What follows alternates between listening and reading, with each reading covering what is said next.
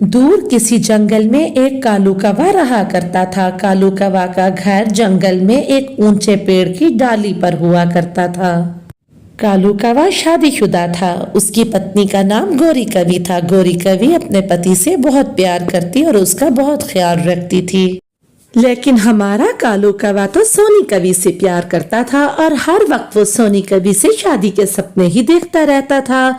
इस कहानी में गोरी कवि का करैक्टर बहुत मासूम है।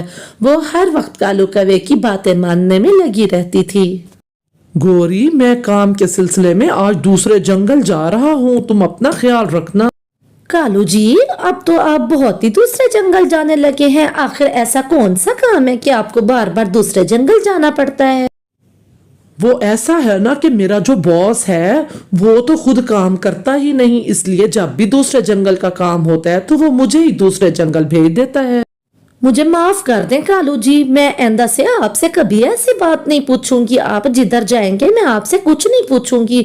मैं तो भूल ही गई थी कि एक तो आप रोजी रोटी के लिए कितनी मेहनत करते हैं और फिर मैं आपसे गलत बातें पूछती हूँ। अरे गोरी, इसमें माफी मांगने वाली तो कोई बात नहीं, लेकिन तुम आइंदा से ये ख्याल रखना कि मुझे काम के सिलसिले में आना जाना तो पड़ेगा ही दूसरे जंगल। ऐसा कहते हुए कालू कौवा वहां से उड़ता हुआ दूसरे जंगल चला जाता है। गोरी मासूम पीछे बैठी हुई सोचती है, मैं भी बिना सोचे समझे ही ऑल फॉल बोल देती हूँ। शुक्र है तो पति जी को बुरा नहीं लगा, अगर उन्हें बुरा लग जाता तो मैं क्या करती। इधर कालू तेजी के साथ उड़ता हुआ सोनी कवि से मिलने दूसरे जंगल जा रहा होता है। दूसरी तरफ सोनी कवि बैठी कह रही होती है, ये कालू अभी तक नहीं आया, थोड़ी देर और इंतजार करती हूँ, उसके बाद सीधा उसके घर चली जाऊंगी मैं भी। अभी वो यही कह रही होती है कि वहां कालू आके बैठ जाता है और वो सोनी से कहता है, देखा मैं कितने ठीक समय पर आ गया, तुम मुझे कोस रही थी ना। कोसू नहा तो और क्या करूं आपको, कब तक हम इस तरह से मिलते रहेंगे, आखिर हम शादी कब करेंगे? अरे सोनी मेरी जान, शादी की इतनी जल्दी भी क्या है, अभी तो प्रेम करने के दिन है, प्रेम करो प्रेम।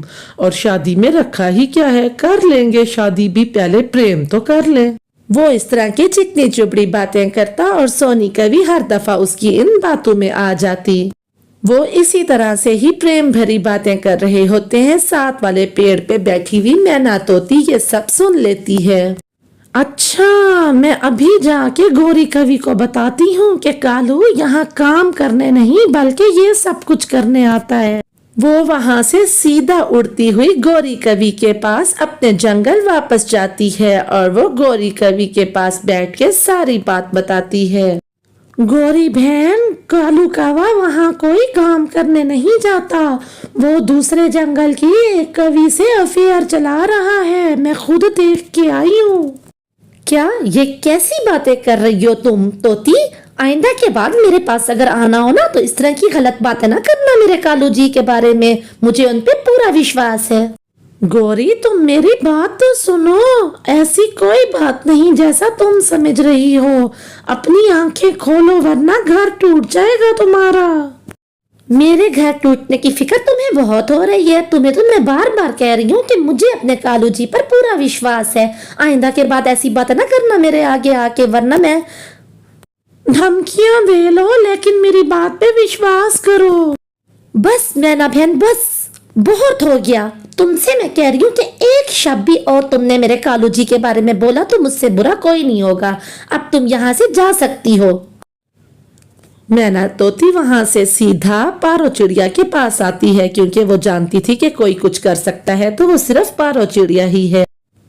पारो बहन, मैं तुम्हें सच कह रही हूँ, मैंने अपनी आंखों से देखा है कालू कौवे को किसी और कवि से प्रेम करते हुए।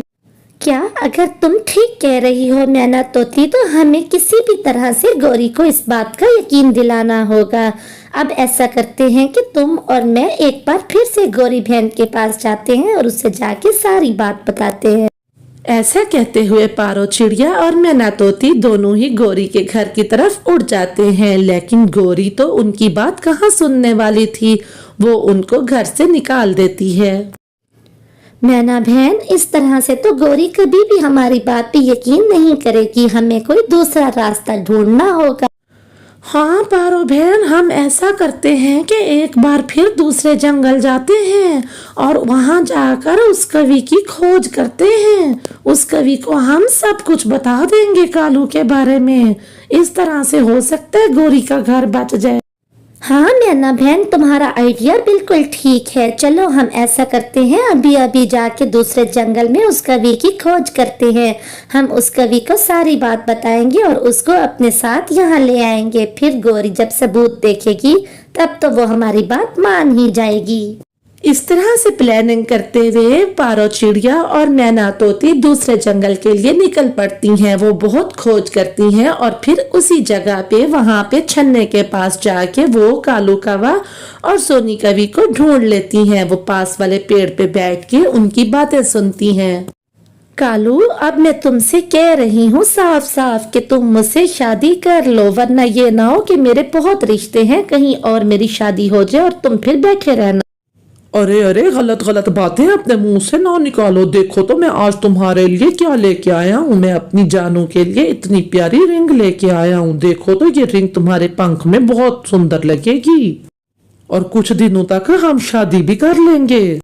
क्या सच में कालू जी? ये तो बहुत ही सुंदर रिंग है। बस ठीक है, अब आप शादी करने को तैयार तो हुए मुझसे।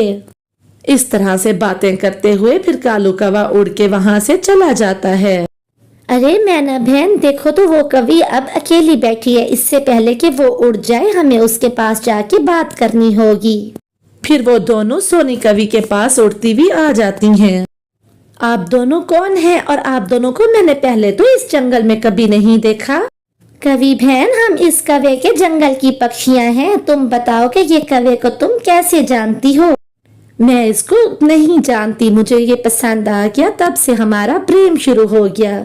सोनी कवि, ये कौवा तो पहले से शादीशुदा है। गौरी कवि इसकी पहली पत्नी है। ये अपनी पत्नी को यहाँ काम का धोखा दे के आता है तुमसे आंख लड़ाने। क्या तुम सच कह रही हो? अगर तुम सच कह रही हो तो ले चलो मुझे उस कवि के पास, तब ही मैं मानूंगी तुम्हारी बात। हमारा एक एक शब्द सच है। अगर तुम्हें यकीन नहीं होता तो आओ हमारे साथ चलो उसकी पत्नी के पास, तुम भी मान जाओगी। फिर वो तीनों गौरी कवि के घर के बाहर आ जाती हैं, लेकिन गौरी उनकी बात सुनने को तैयार ही नहीं होती। गौरी बहन, मैं आपके लिए एक तोहफा लाई हूँ। दरवाजा तो खोलिए, जरा बाहर तो आए, देखें तो सही। क्या मसला है तुम लोगों को? तुम्हें समझ नहीं आती कि मुझे अपने पति के बारे में कोई बात नहीं सुननी? मुझे उन पर पूरा विश्वास है। मैं किस तरह से तुम्हें इस बात का यकीन दिलाऊं? अब तुम लोग जा सकती। यही वो कवि है जिससे वो प्रेम कर रहा है आजकल और अफेयर चला रहा है। अगर तुम्हें विश्वास नहीं होता तो कालू के आने तक हम यहीं छुपी रहेंगी और जब कालू आएगा तब हम अंदर आके साफ साबित कर देंगी। मैं ही वो कवि हूँ जिससे तुम्हारे पति का अफेयर चला हुआ है और मुझे तो वो अपने आप को कुंवारा साबित करता है। तो अब ठीक है, फिर आने दो तुम्हारे पति को। सबके सामने ही बात हो जाएगी कि क्या सच है और क्या झूठ है। ठीक है, लेकिन अगर ये बात गलत निकली तो तोती और चिड़िया तुम दोनों का तो हाल बुरा करूंगी मैं। ठीक है कवि बहन, हमने सब कुछ सोच समझ के ही किया है। आप जो भी सजा देना चाहेंगी हमें मंजूर होगी। एक बार साबित तो हो लेने दे। फिर वो तीनों छुप के बैठ जाती हैं पेड़ के नीचे और कालू भी घर आ जाता है। कैसा रहा पति जी आपका पूरा दिन? और आप दूसरे जंगल गए थे ना काम के सिलसिले में, काम हो गया आपका? नहीं गौरी, अभी काम आधा हुआ है। बाकी का आधा काम करने के लिए मुझे कल फिर से जाना पड़ेगा। अभी वो यही बातें ही कर रहे होते हैं कि चिड़िया और तोती भी अंदर आ जाते हैं। अरे कालू भैया, हम आपके लिए एक तोहफा लेके आए हैं, कहें तो आपको वो तोहफा दिखा दें हम। अरे तोहफा? मुझे तोहफे बहुत पसंद हैं। दिखाओ, कहाँ है मेरा तोहफा? जल्दी दिखाओ, मुझसे तो अब सब्र ही नहीं हो रहा तोहफे को देखने के लिए। अरे सब्र तो कीजिए भैया जी। मैना तोती, ऐसा करो, उस कवि को जल्दी से अंदर बुलाओ जिस कवि को हमने तोहफे के तौर पर कालू भैया के सामने पेश करना है। कवि का नाम सुनते ही कालू कौवा बहुत डर जाता है। अरे अरे अरे अरे, कवि कवि कवि, क्या मतलब कवि का? अरे क्या हो गया पति जी, अगर वो कवि दिखा रहे हैं कोई तोहफे के लिए तो हम देख तो लें, देखें तो सही कि कौन सी कवि है जिसको ये हमें तोहफा देने के लिए लाई है इधर। ठीक है चिड़िया, तुम बुलाओ उस कवि को। फिर वो सोनी कवि को सामने ले आते हैं। अरे कालू भैया, ये है वो तोहफा जो हम आपको देना चाहते थे, पहचाना इसे? अरे ये कौन है? मैं इस कवि को पहली बार देख रहा हूँ, मैं नहीं जानता इस कवि को, पता नहीं कहाँ से किस कवि को उठा के ले आए हैं मेरे सामने। अच्छा, तो तुम मुझे नहीं पहचानते? तो कई दिन से जो तुम मुझे मिल रहे हो और मुझसे शादी के दावे कर रहे हो वो क्या है? ये सब कुछ क्या है कालू?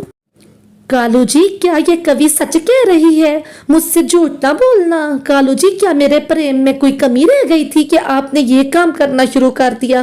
कह दो कालू जी कि ये सब कुछ झूठ है, आप नहीं जानते इस कवि को।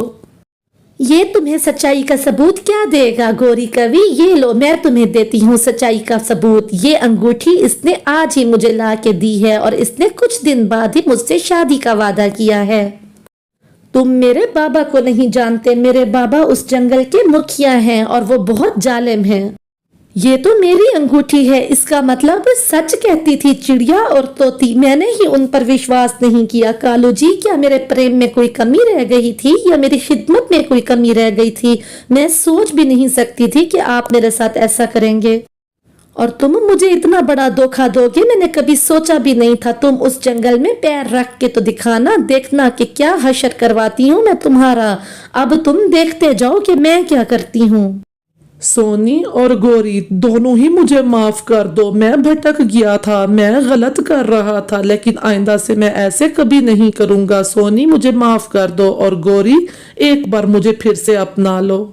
कालू, तुम दो कवियों की जिंदगी बर्बाद करने जा रहे थे। गोरी तुमसे बहुत प्रेम करती है और सोनी एक मासूम कवि है, किसी को धोखा देना अच्छी बात नहीं। हाँ पारो बहन, मैं भटक रहा था, तुमने मुझे भटकने से बचा लिया है, तुम्हारा बहुत बहुत शुक्रिया। और सोनी मुझे एक बार माफ कर दो, गोरी मुझे एक बार अपना लो। सोनी बहन और गोरी बहन, एक बार इनको माफ कर दीजिए, इनको अपनी गलती का एहसास हो गया है, आइंदा से ये कभी ऐसी गलती नहीं करेंगे। फिर सोनी कवि वहां से चली जाती है और फिर गोरी और कालू फिर से हंसी खुशी जिंदगी गुजारने लगते हैं। अब कालू को गोरी की अहमियत का एहसास हो गया था। तो प्यारे बच्चों, हमें कभी किसी को धोखा नहीं देना चाहिए। Bye bye.